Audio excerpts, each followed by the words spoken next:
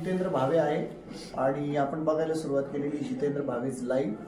निर्भय महाराष्ट्र पार्टी आता महाराष्ट्र शासनाच्या जिल्हा खनिकर्म अधिकारी जिल्हाधिकारी कार्यालय नाशिक येथे आलेले आहेत आणि निर्भय महाराष्ट्र पार्टीचे आमचे चांदवड तालुक्याचे संघटक पुंडलिक घोरपडे आणि कार्याध्यक्ष आमचे आर.के. मामा म्हणजे आर.के.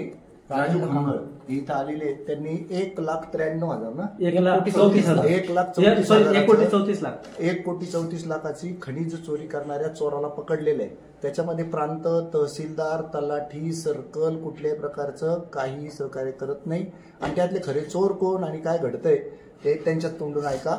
आणि ही 1,34,00,000 चोरी ही जर उजागर करायची असेल, त्याचं अपील जर करायचं असेल तर या माणसांनी म्हणजे आमच्या पुंडलिक घोरपडेंनी त्याच्या 25% रक्कम अपिलासाठी भरल्याशिवाय अपील होत नाही असं मुंबईला कायदा आहे। चोरांना आहे तर त्याचा आम्ही निषेध करतो आणि जे लोक तिथे पैसे खातायत, प्रांत असो, तहसीलदार असो, सर्कल असो, तलाठी असो, हेच खरे देशद्रोही। तुमचं काय मत आहे याच्यावर?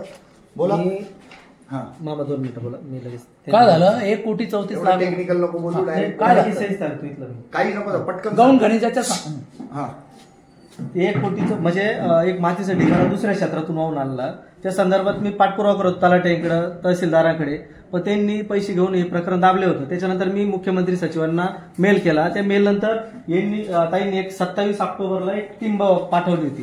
त्या टीमने बघितलं की हे खनन झालेलं आहे, वाहतूक झालेली। ती पाहिल्यानंतर त्यांनी कारवाईसाठी तहसीलदारांना सांगितलं। त्या तहसीलदारांनी भूमापक म्हणजे पीडब्ल्यूडीला सांगून मोजमाप केलं। ते 1767 ब्राशीतलं ते चोरी केलेली होती। त्या संदर्भात त्यांनी दंड आकारला 1,34,00,000 तहसीलदारांनी। पण तो त्या दंडाला जर अपील करायची असली तर त्याला 25% रक्कम ही भरणं अनिवार्य आहे समोरच्या चोराला।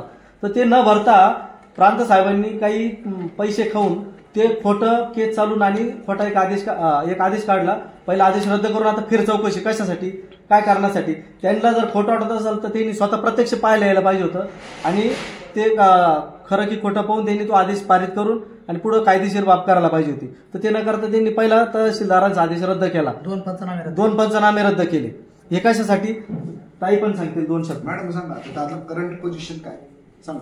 यात यांनी ज्या अहवालाची मागणी केली त्याप्रमाणे रितसर तहसीलदारांनी चौकशी करून त्यामध्ये जे काही उत्खनन निघालं त्याप्रमाणे दंडाचा आदेश केला आहे। त्या आदेशाविरुद्ध संबंधित जो व्यक्ती त्याने अपील दाखल केलं आणि त्या अपिलात फेर चौकशीचे आदेश प्रांतांनी काढले। त्यानुसार पुढची कारवाई होईल आणि त्यानुसार अपिलाचे नियम सांगत आहे परत नियमानुसार त्याच्यावर दंडाची कारवाई होईल। अपिलाचे जे नियम आहेत ते प्रांत सांगतील, आम्ही त्यांना तसं लेखी कळवतोय। परिपत्रक काय 2016 परिपत्रक सांगा। 25% रक्कम का भरून घेतली नाही याची आम्ही त्यांच्याकडून खुलासा मागवतो। भरलेली असेल तर आम्हाला पावती तात्काळ मिळेल। आम्ही त्यांचा खुलासा मागवतो त्यानुसार अपील। अच्छा, त्यांनी भरले 25% असं भरायला पाहिजे, भरले तर अपील होतं, नाही तर होत नाही।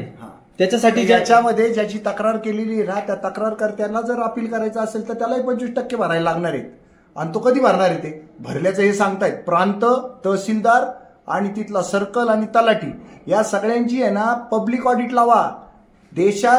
देशाला पाकिस्तानाकडून चायनाकडून अजिबात धोका नाही। या सरकारी नोकरांकडूनच धोका आहे। हेच काम चुकारन भ्रष्टाचारी आहे आणि हेच खरे देशद्रोही आहे।